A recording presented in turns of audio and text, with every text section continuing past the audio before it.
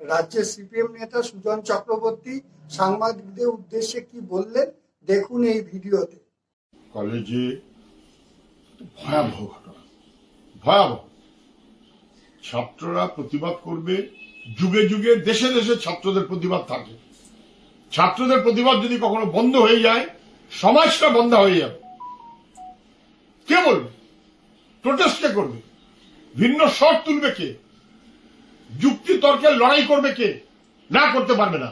চোখ রাঙাচ্ছে। এবং ছাত্রী যেভাবে তাকে নিয়ে হেনস্থা করা হলো, বহিরাগত তৃণমূলের গুন্ডারা কলেজের মধ্যে গিয়ে, এবং পুলিশ দাঁড়িয়ে থাকলো চুপ, বরং পুলিশ অপেক্ষায় থাকলো, তুলে নিয়ে এসে আমাদের দাও, দিল।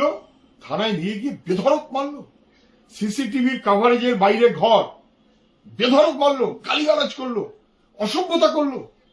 পুরুষ অফিসার, মহিলা অফিসার আলাদা আলাদা করে।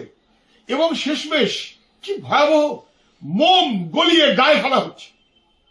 ব্রিটিশ আমলের মতন কারবার। পুলিশ মন্ত্রী খবর পাচ্ছেন না, খবর রাখছেন না, সিসিটিভির ফুটেজ দেখছেন না। পুলিশ মন্ত্রী হিসেবে তিনি কাজ করতে চান, নাকি পুলিশ দপ্তরটাকে গুন্ডা বাহিনীতে পরিণত করতে চান?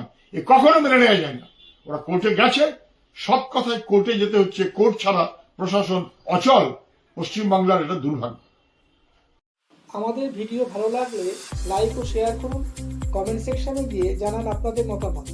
আরো ভিডিও পেতে চ্যানেলকে সাবস্ক্রাইব করুন। প্রতি মুহূর্তে খবরের আপডেট পেতে প্রেস করুন বেল আইকন।